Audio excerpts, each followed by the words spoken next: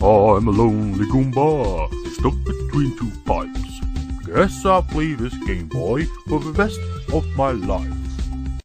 Mario games are pretty great, I'm not gonna lie. You get some stinkers now and then, but his track record ain't too shabby. However, one thing I've noticed, Nintendo cannot make good boss battles for shit. They're usually either incredibly easy or over before you can even scratch your ass. But now and then, there will be a boss battle so shitty, so underwhelming, you feel insulted that you wasted your time on that crap. I present to you the top 5 worst Mario boss battles of all time.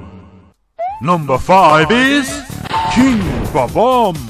So you've reached the top of the mountain. The mysterious King Bob-omb awaits. This isn't just any bomb, it's the freaking king of all the bombs. Is it gonna be dangerous? You bet your ass it is. He stood there, looking all menacing. Oh god, here he comes. Oh, he's just slowly walking around. That's right folks, he just slowly walks around, menacingly. He doesn't really attack you either, and he doesn't even use his bomb army against you. He just walks around. So, you just pick him up, throw him on his ass, and he explodes. I tells you, nothing's quite as bad as having an exploding ass. Shoulda just said no on that last Vindaloo if you ask me. Number 4 is King Boo. Another king on the list. King Boo kinda got the short hand of the stick when it comes to bosses. He thought he finally got his big break getting a lead role in Luigi's Mansion, but nope, at the last second. He was pretty much replaced by Bowser. So when he got another job on Mario Sunshine, it was his chance to redeem himself. But nope, it sucked. The boss takes place on a giant spinning roulette wheel, and you gotta win on the slots. King Boo then spits out fruit. Then you gotta throw a red hot chili pepper into his mouth, obviously. Now, what part of that makes you think King Boo? It could literally be any other generic enemy and it should be exactly the same boss fight. I mean, do people associate King Boo with casinos? Was someone playing the final boss on Luigi's Mansion and thought, man, this King Boo fight really should have a slot machine in it? I just don't get it. Is it really that hard to make a King Boo boss fight actually be about King Boo? Poor bastard.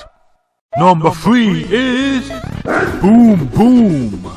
Someone who works at Nintendo must really have an obsession with this chap. They can't stop using the bastard. He's in Super Mario Bros. 3 17 times, 3D Land 7 times, 3D World 4 times, New Super Mario Bros. U 6 times, and New Super Luigi U 6 times. Meaning you fight this son of a bitch at least 40 times. And to top it off, he's not even a good boss. You just jump on his head, wait a few seconds, jump on his head again, and repeat. He barely even gets a chance to attack, and when he does, he just flails his arms around like an idiot. I thought Nintendo was supposed to be the kings of innovation. Well, using the same boss 40 fucking times doesn't seem very innovative to me. Number 2 is Cloud and Candy.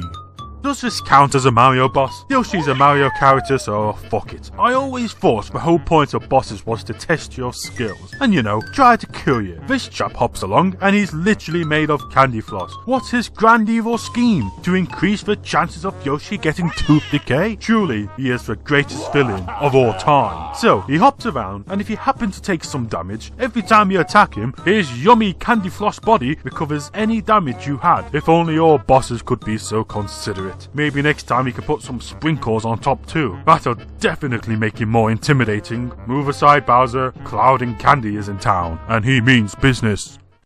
And number 1 is Baby Bowser.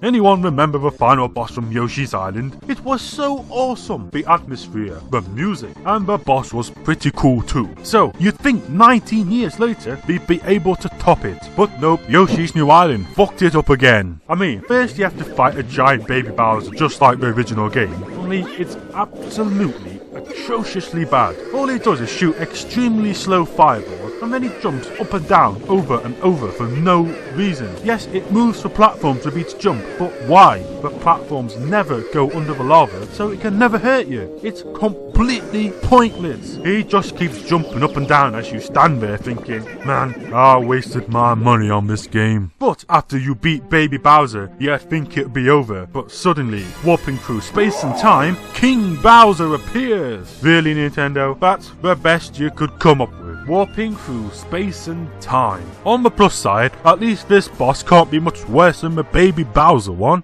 Oh dear God. It's the same freaking boss. Terrible.